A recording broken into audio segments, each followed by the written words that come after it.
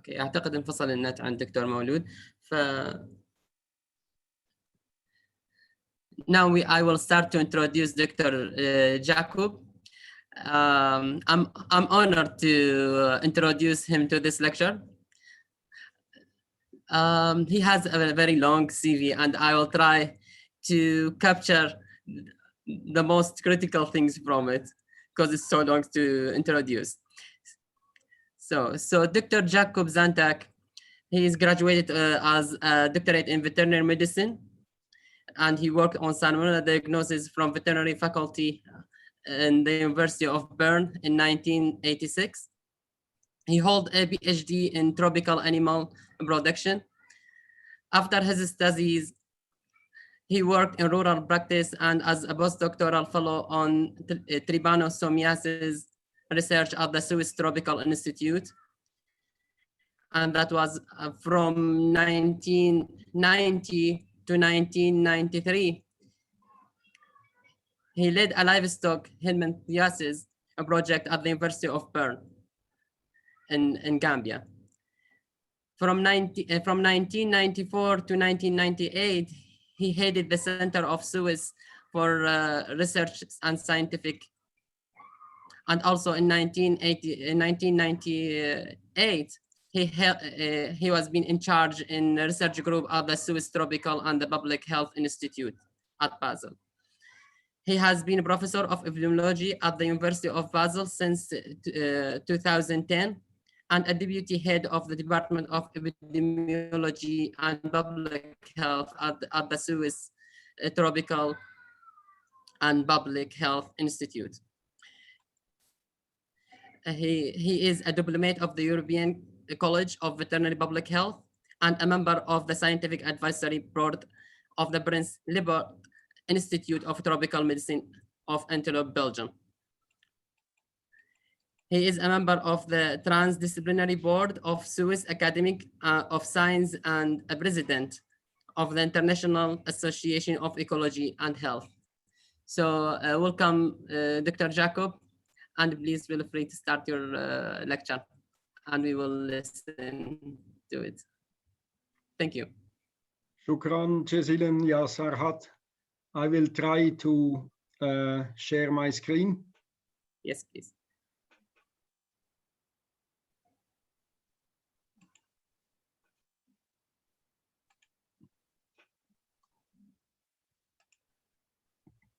Can you see my screen? Yes, it's visible and good. Okay. Very good. Yeah. Thank you. So, Salam alaikum kulluhum. I'm very pleased to talk to you tonight. I would like to talk about COVID-19 and what it has to do with One Health.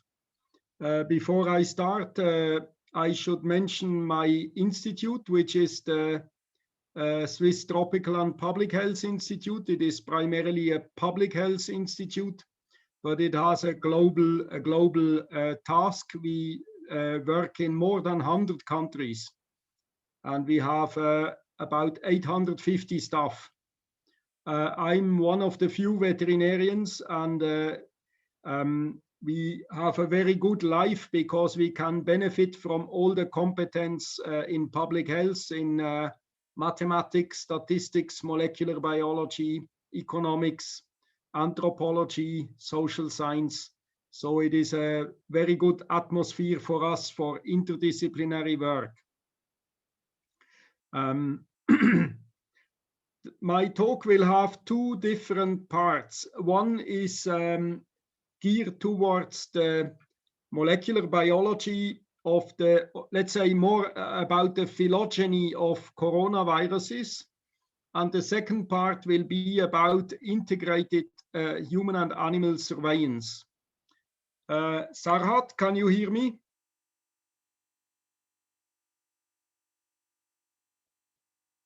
Sarhat, can you hear me?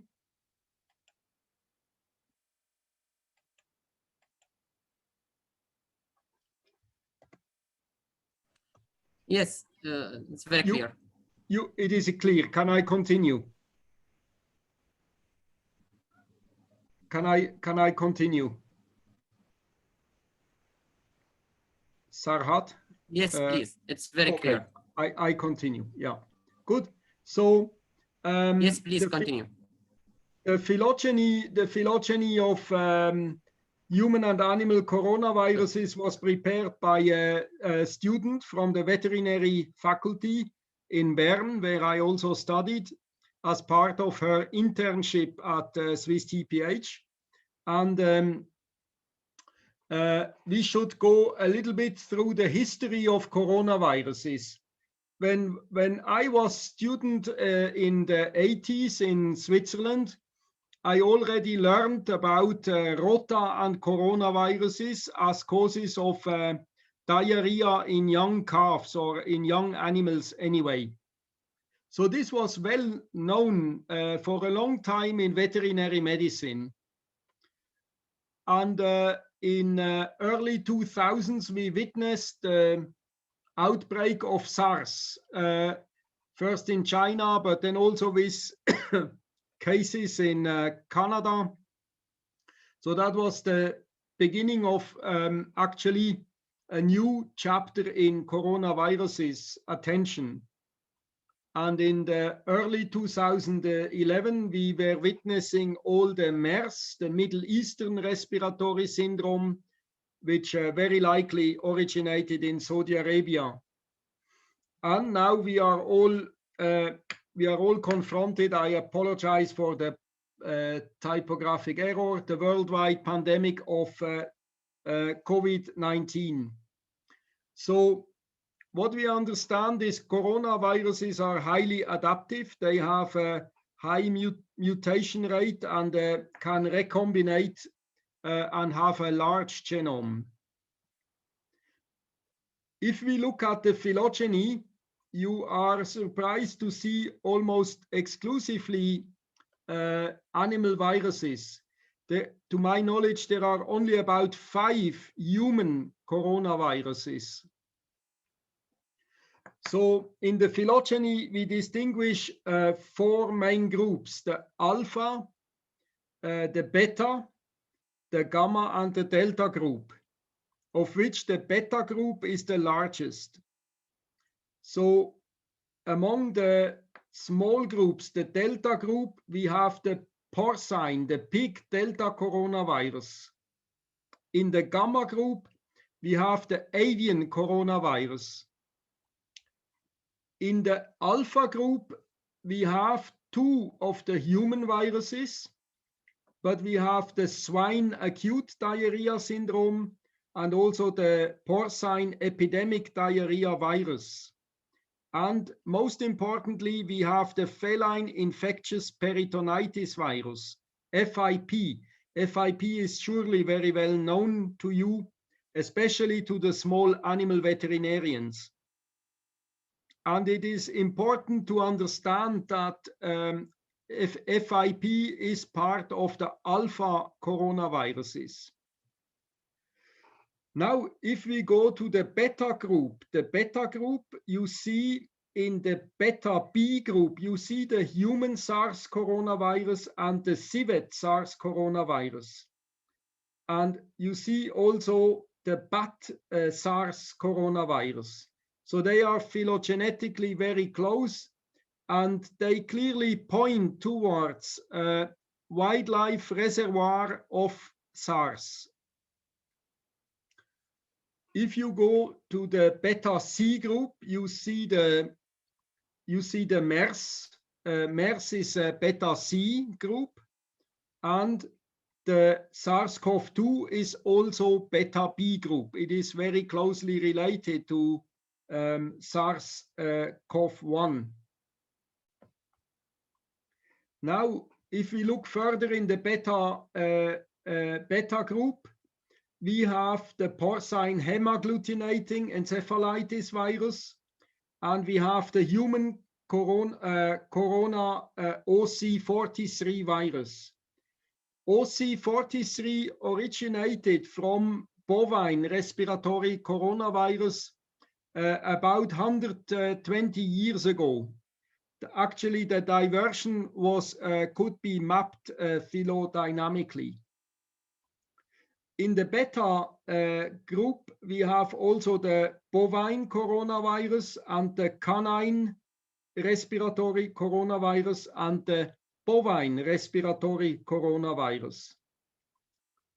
So altogether, we can say corona viruses are really an animal health story. And it is only rarely that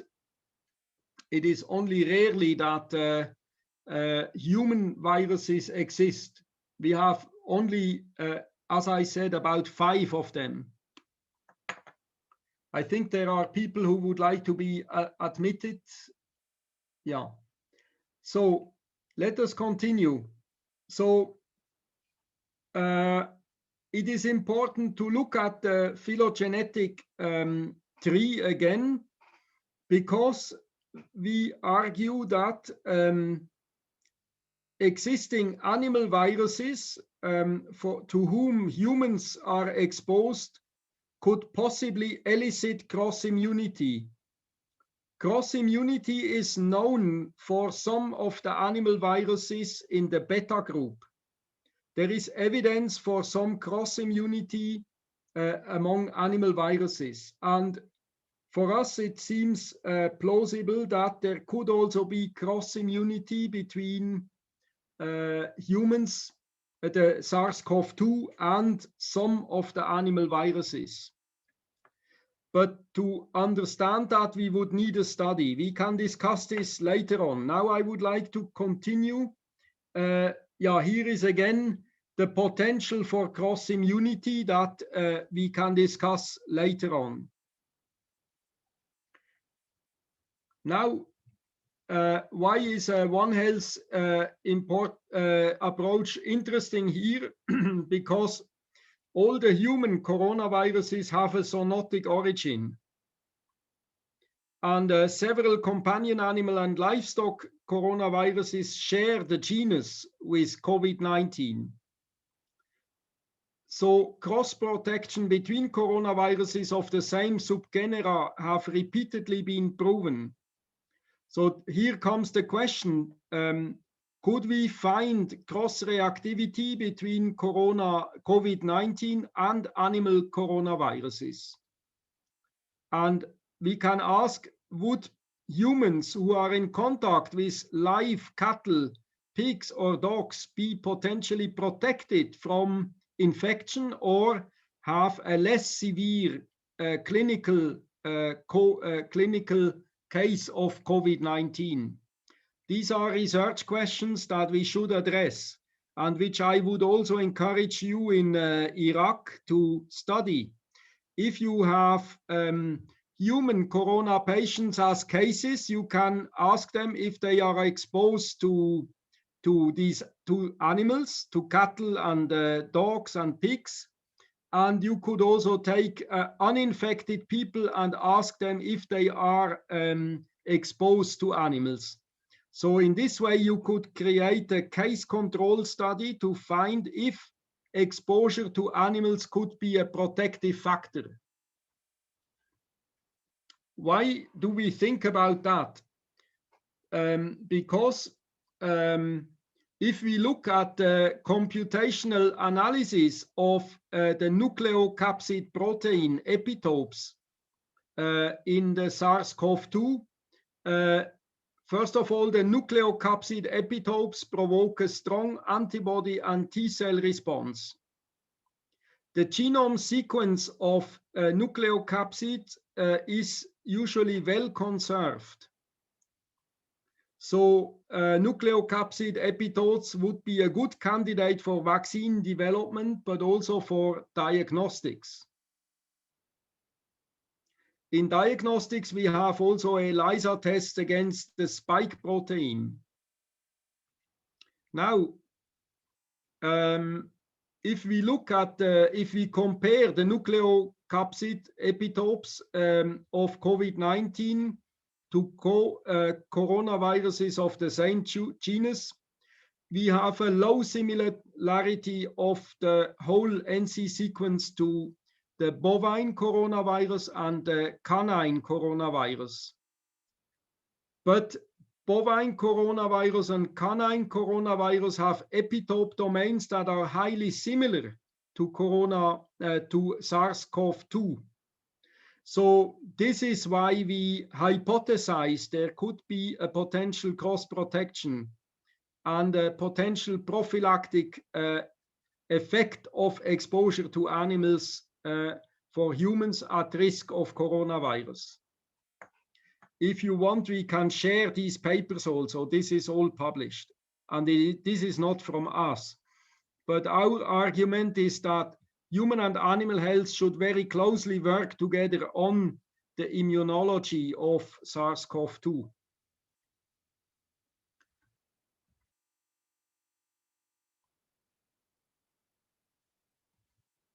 Now, I make a quick reference to Switzerland, because in Switzerland we have done research on the bovine respiratory coronavirus, and we find 48 of the nasal swabs PCR positive for bovine coronavirus.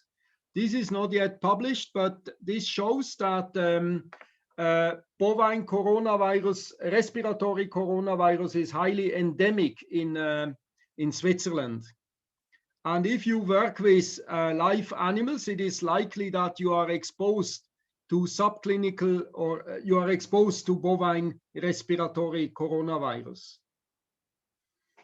And for canine respiratory coronavirus, we find about 47% of dogs with respiratory symptoms positive for canine respiratory coronavirus.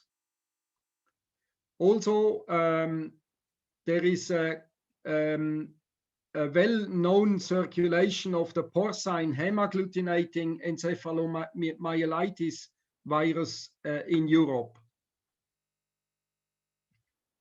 So we conclude this first part as stating that there is a close phylogenetic relationship between animal coronaviruses and SARS-CoV-2. Number two, there is evidence for some similar protein domains which could provoke cross-immunity. And we have a high prevalence of bovine and canine and some porcine coronaviruses in Switzerland. So we argue that we could relatively easy identify if there is a cross-immunity between COVID-19 and some animal coronaviruses. We have submitted a protocol for a case control study to the Swiss National Science Foundation, but unfortunately this was rejected. So typically the research funders concentrate only on the human side, and that is very sad. Although the veterinarians have a lot to say, I would from that recommend you that you do these kind of studies in Iraq, that you again, as I said before, ask patients with corona and without coronavirus about their exposure to live animals, and you could then calculate the odds ratio of exposure. We can assist you if you want to do sample size calculation for these kind of studies. Now I go to the second part of my talk, and if we look at the ongoing research about COVID-19, most of the research concentrates on new drugs and on vaccines. But no, not very much research is proposed on the prevention of the next pandemic. And we argue that we should think about how we can prevent the next pandemic. When we wrote our first paper on One Health in 2005, there was the high time of the avian influenza outbreak and the H5N1. And we already mentioned in our text that research for vaccines should urgently be complemented by modifications to smallholder livestock systems and live animal markets to prevent or reduce interactions between wildlife and livestock, which might be reservoirs for future human pandemics. And we also said that this implementation should be handled carefully to avoid impeding poverty of small farmers.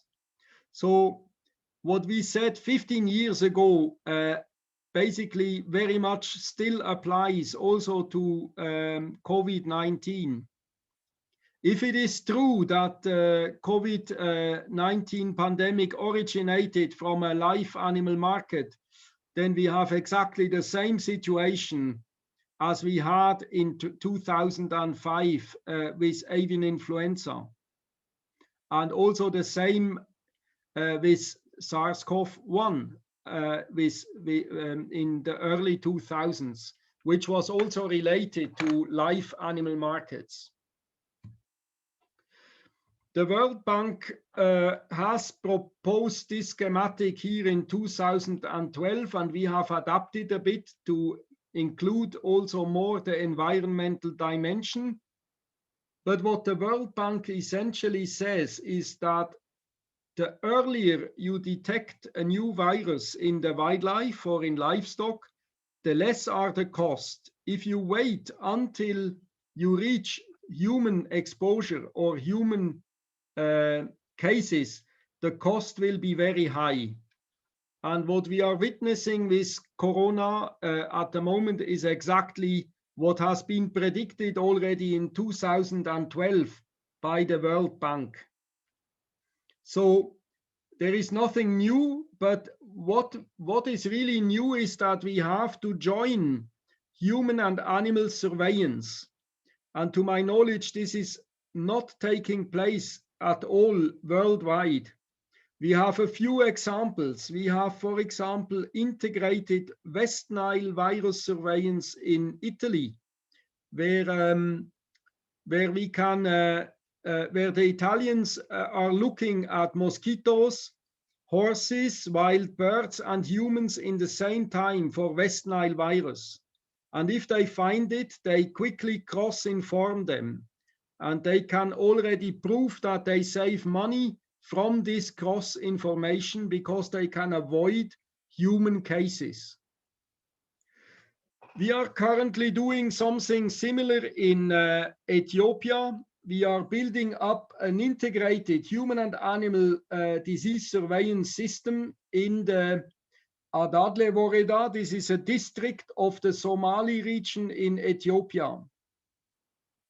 This is in the framework of the Swiss government-funded Chichiga University One Health initiative. On the picture on the left side, you see the two officers in the same office who look at animal and human disease reports. They receive them by phone or by text message, and then they can organize response.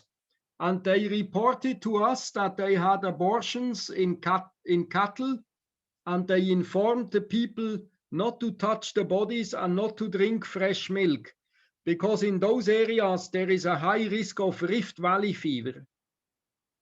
So this is the small-scale integrated surveillance that we are building up. And on the right side, you see part of the response system, because the women in this area, they have very poor access to healthcare. And often if there is an emergency, they have no money to buy the fuel for the ambulance.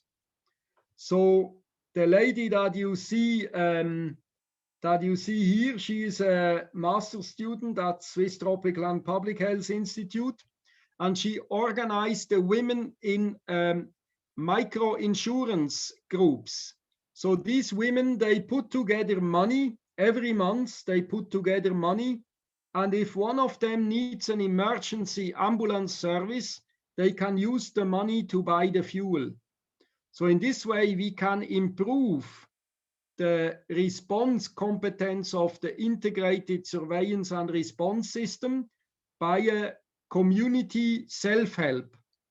And we hope that we can expand this micro-insurance to other villages and maybe work even towards a proper health insurance scheme. So what we expect when we can scale up this integrated human and animal health system, we expect that we can reduce the downstream effect on human health cost. So at the moment we are in this situation here where the animal surveillance, disease surveillance and the human disease surveillance are separated. On the left side, you see also the PVS. PVS is the performance of veterinary services. This is the system of study of the performance of veterinary services by the World Organization of Animal Health, OIE. I'm sure you know that. On the right side, you see the international health regulations. The international health regulations have been instated in 2007 by the World Health Organization, and which obliges all countries to report emerging disease issues.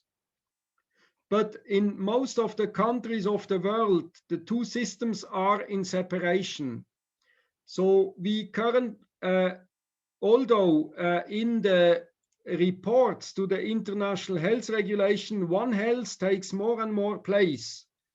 So we argue if a One Health governance, OHG, could be instated, that the surveillance systems would be integrated, we could probably already reduce the human health risk and also the cumulative cost.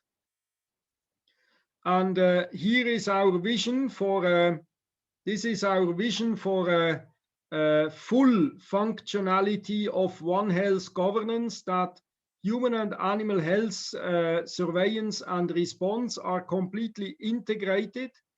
And we can probably not avoid the emergence of new diseases at the animal-human interface, but we can inform the public health system and in this way reduce human exposure and actually also human cases. So we could actually prevent such massive outbreaks as we are witnessing it right now in the future. So this is the two main points where One Health can make a significant contribution to the control and prevention of future outbreaks of coronavirus, but also of other pandemics. So this is all that I would like to share with you today. Shukran jazilan, and I'm happy to discuss with you. Please feel free to ask questions. Shukran. Thank you very much, Dr. Jaco, for this lecture, and I will open the floor for question. If anybody have a question, feel free to write it in the chat or just raise hand, and I will open the mic for you. And feel free to either ask the question in English or in Arabic, as you prefer. And if it's in Arabic, we will translate to Dr. Jaco.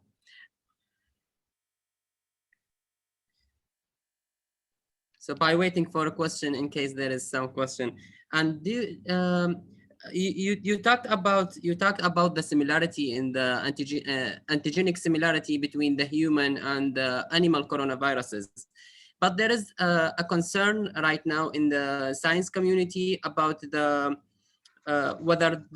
whether the immunity against COVID-19 will be the immunity against coronavirus will be protective or not, since there is some cases with a second infection for people that have been already infected with COVID-19 previously. So what do you think about that? Well, my answer is that we need a thorough analysis of the of the antigens that are eliciting immune responses. So for example, we need to look at the antibodies that are created against the spike protein and those against the nucleoprotein. And we need also to look at we have to scan basically the whole virus proteins to see which of them can create an antibody response, but also a T-cell response. So I think there is a lot of immunological work that we have to do. But I would argue that we can do some of this work also in animal coronaviruses and compare it with the human immunology. So I think there is a lot of work that we can do also on the veterinary side for that. And especially if we would find cross-protection between human and animal viruses, that would be a strong signal that, that animal viruses can have a cross-protection. Yeah, I agree, because you talked about whether the animal coronavirus have a protection against the human coronavirus, and you suggested that we look at the infection rate in people that have previously exposed to the animal coronavirus. And yes, I have heard several discussion in our community in the academic that they want to look at veterinarian, the infection rate in the veterinarian, especially those who work in clinic that deal with bovine and poultry, to see whether they have a high infection rate or less. But I didn't see anything on practical coming in hand, but it's, there were some discussion about it. That's a good point. That's a very good point. Yeah, yeah. You know, I would also like to mention the analogy with bovine tuberculosis. I mean, it was observed that people who are milking cows have less human TB. And so this was how BCG was actually developed. Yeah. Yeah, it's a nice analogy between the two. Yeah. And this bacteria and virus and might have the same effect also.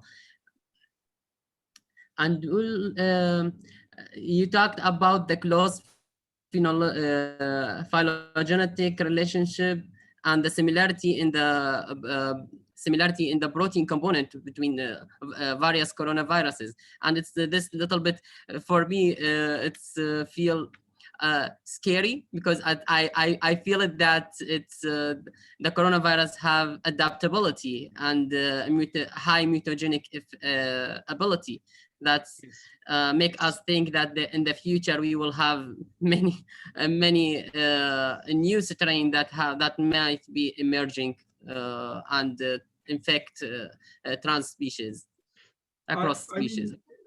You are absolutely right, and I mean the OC43 human coronavirus definitely evolved from cattle, and but what we can say, it is rather a mild disease. It is rather a mild disease.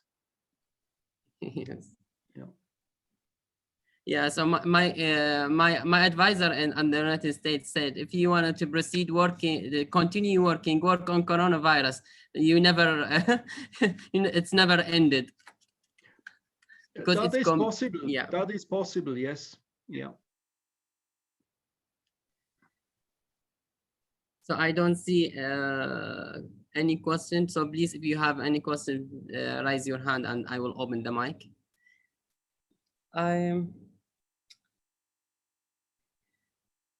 So while I'm studying in the United States, I felt the One Health government and the One Health system is very emphasized at our school, at our community, and it has its effects because it's they look at all animal, environment, and the human as a one component, one community, and related to each other. And I see the point when you talk about the One Health government and how it's will hopefully reduce the effect, the cost, and even the magnitude of the infection in human.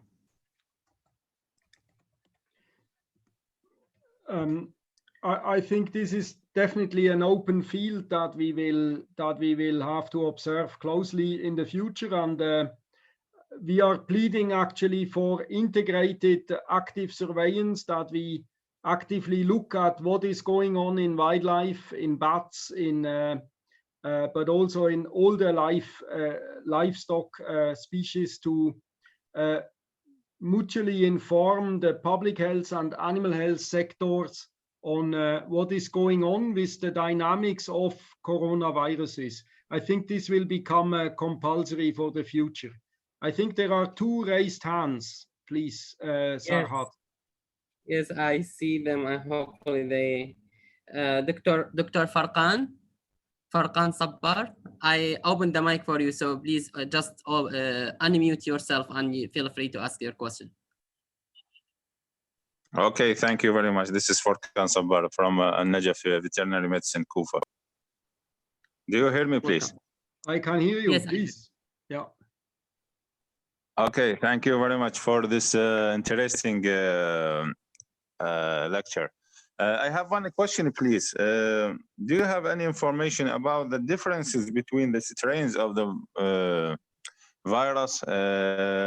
How many maybe phylogenetic tree they make differences between the strains between countries, or it is maybe the same all the world? Because there is a big difference. At the same time, in one family, there is two brothers, maybe one die and the other asymptomatic without any symptoms. Thank you very much. Thank you for this question. I think we observe a change in the dominant strain at the moment. I think there has been a first strain circulating, but currently it is replaced by a second slightly differing genotype. I cannot give you more details, but I can look it up. But interestingly, we observe also a similar phenomenon in Switzerland. When we had the first wave, we had typically middle-aged people were mostly infected. But now we have a slight beginning of a second wave, and it is mostly the young people that are infected. So we have clearly a change in the susceptibility, the age dependence of susceptibility. And this indicates for me also a probable change of the dominant strain. Yeah. I'm sure, but what I understand is at the moment there are just two different strains that have been dominating. I stand to be corrected. Yeah. Yes.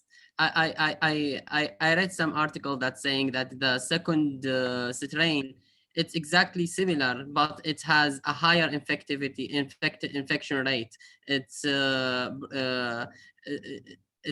target the ACE receptor. It's more. It has more affinity to the receptor. That's why that's lead to a higher log in viral of virus. So I see Dr. Maulud raising hand. So please just unmute yourself and feel free to talk.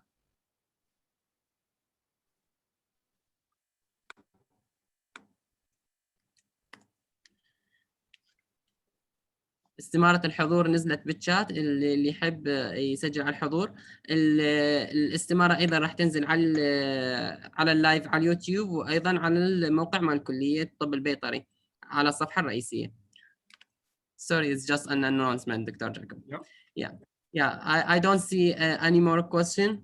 I thank you for this interesting lecture, and hopefully in the future we will have more lecture like this in more in also in future interesting subject. Thank you very much, and I appreciate your time. Thank you very much. We can repeat that. Yes. Yeah. أتمنى كل الخير Thank كلهم you ومع very much. السلامة. مع السلامة. شكرا مع جزيلا. السلامة.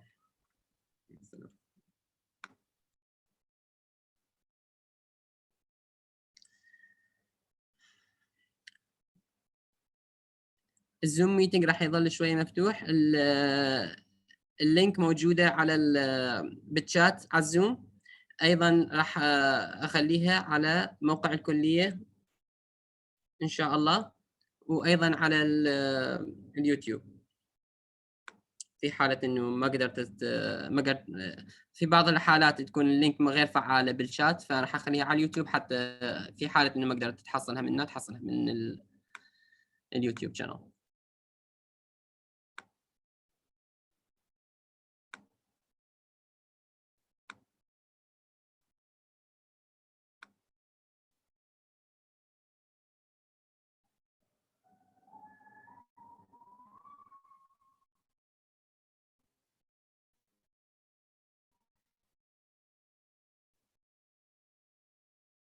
بالشات على اليوتيوب حتى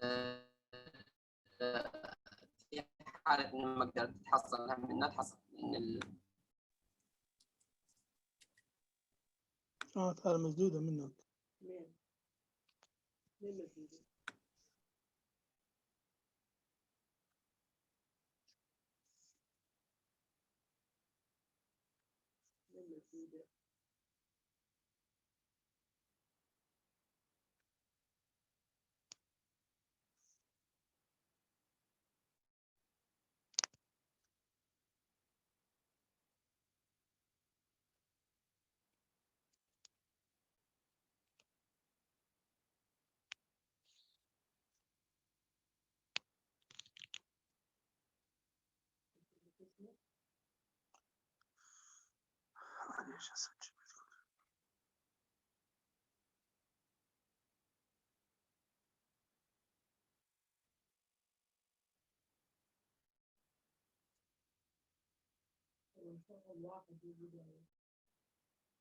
هذا مو كان يشتغل في صوت نشاط بس هو اللي يطفي.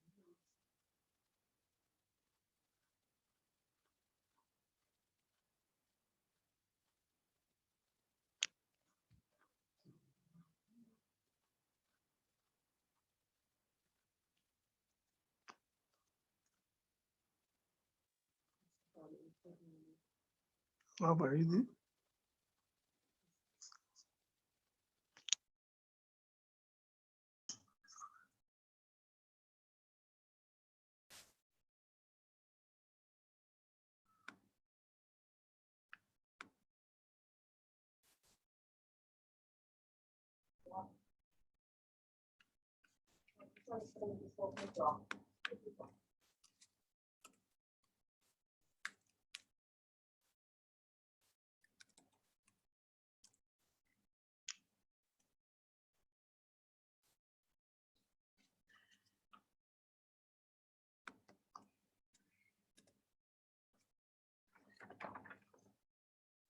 بعيدة.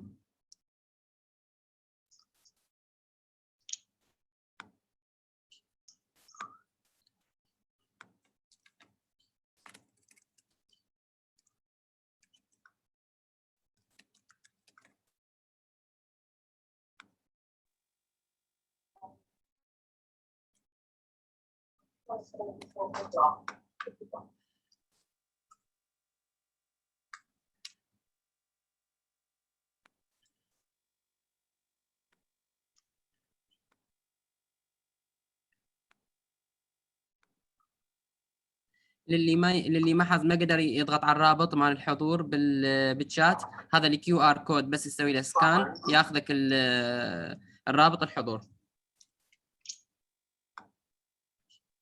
هذا الكيو ار كود تقدر بس تسوي له سكان بالكاميرا مال الموبايل ياخذك الرابط الحضور.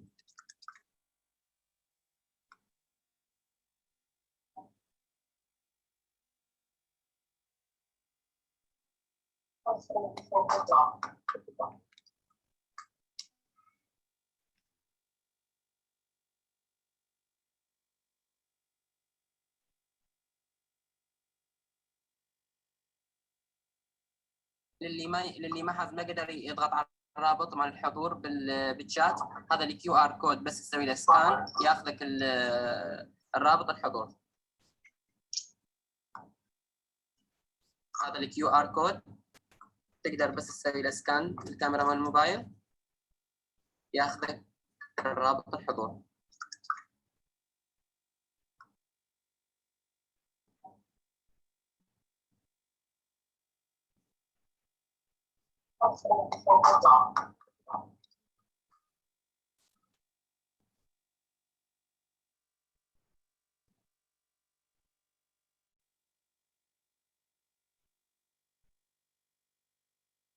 للي ما قدر يضغط على الرابط مال الحضور بالشات، هذا الكيو ار كود بس تسوي له سكان ياخذ لك الرابط الحضور. هذا الكيو ار كود تقدر بس تسوي له سكان بالكاميرا مال الموبايل ياخذ.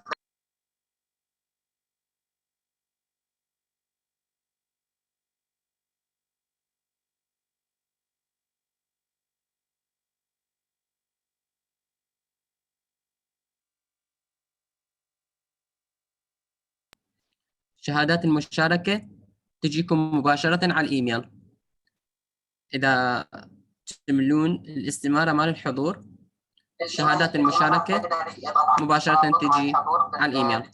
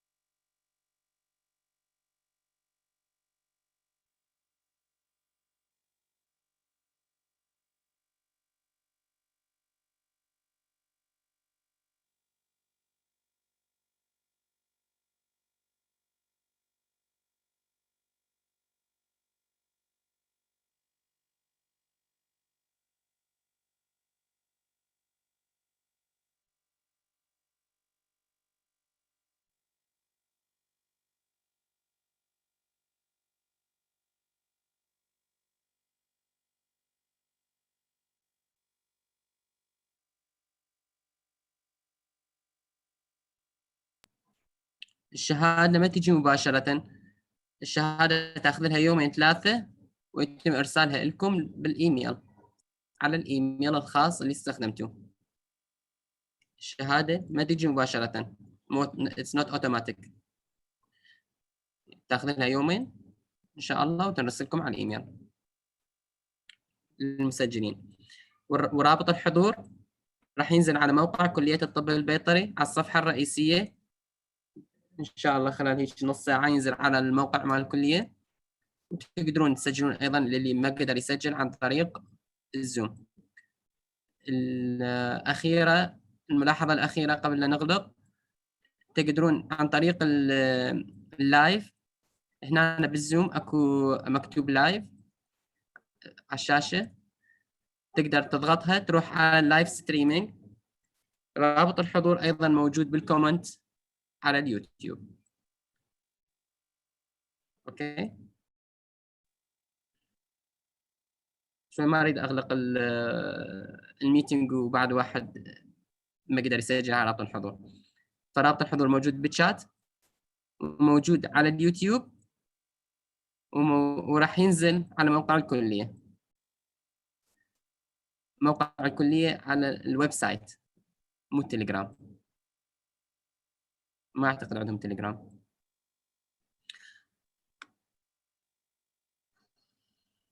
أو يجوز أقدر أنا أضيفه.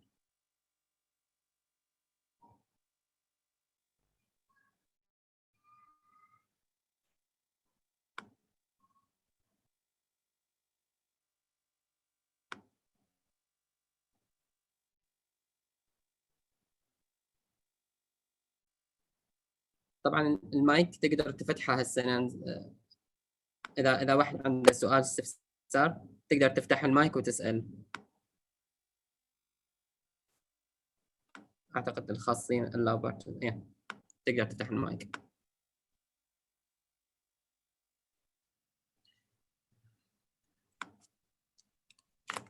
السلام عليكم. عليكم السلام حبيبي. شكرا جزيلا على هذه الندوة العلمية الجيدة، ونشكركم على هذه الخدمة مشرفة إن شاء الله. وبعد شوية قبل شوية يعني مليت الاستمارة وأرسلت للإيميل اللي حضرتكم نزلتموها على موقعكم، فهل تجيني الاستمارة مباشرة بلا زحمة عليكم؟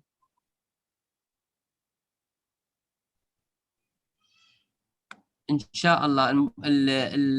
الشهاده ما تجي مباشره، الشهاده تاخذ لها تقريبا يومين، يلا الموظف المسؤول يرسلها لكم عن طريق الايميل.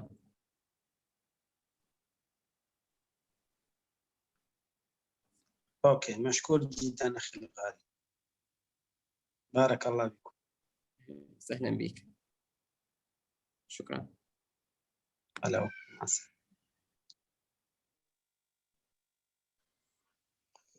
السلام عليكم دكتور سراد. اهلا وسهلا. دكتور مولود وياك. اهلا وسهلا دكتور مولود. اسف شويه للارباك اللي صار بعرض السلايدات. ممكن اوضح بعض الشيء ولو خلصت المحاضره؟ ان شاء الله دكتور، تفضل. عندنا بعد 60 مشارك موجود ضمن اي، ما انا المناقشه. شفت مساهمين. حقيقه يعني موضوع الصحه الواحده من المواضيع المهمه اللي هي تتعلق بصحه الانسان وصحه الحيوان وصحه البيئه. يجوز الدكتور جاكوب يعني ما تطرق لها بحكم انه هو مركز على موضوع الفيروس وعرض تجاربهم بافريقيا. حقيقه على مستوى او على 20 سنه هم بهذا الجانب، عندهم باع طويل في موضوع الصحه الواحده. الصحه الواحده مثل مظله اكو، يعني مظله تشمل يعني الاختصاصات الطبيه واختصاصات الطب البيطري والبيئه اللي تهدف الى السيطره على الامراض المشتركه. حقيقه هو كمفهوم قديم، يعني من خلال مراجعتي للمصادر التاريخيه، هو المفهوم هذا قديم كصحه واحده. يعني يجوز منذ ان نشا الانسان على وجه المعموره، شوف الانسان بدا يتوقع من خلال يعني من الامراض ومن الحيوانيه. بس اكو مثلين حبيت انا، يعني كان انا بدي ان احكيها بالبدايه، مهمه من الامثله الكثيره. الرومان كانوا اذا ارادوا ان ينشئوا مدينه جديده، يعني ينشئوها، يقومون باخذ مجموعه من الحيوانات اللي ترعى بذيك المنطقه ويجرون عليها صفه تشريحيه اللي هو البي ام، بوست مورتم اكزامينيشن. فاذا كانت الحيوانات سليمه او يعني الداخل ماكو افات، يعني مجموعه كبيره من الحيوانات فينشئون المدينه بذاك المكان. واذا شافوا اكو اصابات مثلا يعني التدرن او اي اصابات اخرى ما ينشئون مدينه. هذا يمثل انه وعي متقدم في مجال صحه الانسان وارتباطه بصحه البيئه ومدى تلوث المراعي او المكان اللي موجود. الاديان السماويه كلها اكدت على هذا الجانب، وفي القرآن الكريم الكثير من الآيات اللي تحدد نوع الأطعمة واللي يجي بها النهي عن تناولها بالتأكيد هي تدخل في مصلحة الإنسان أو صحة الإنسان. هذا قلنا كمفهوم عن الصحة العامة قديم. كمصطلح يعني نشأ بعد ظهور هذه الأمراض اللي طرق لها دكتور، واحد من عندها هي المرض الكورونا الحديث، وقبل الإنفلونزا وقبل السارس وغيرها من الأمراض الأخرى.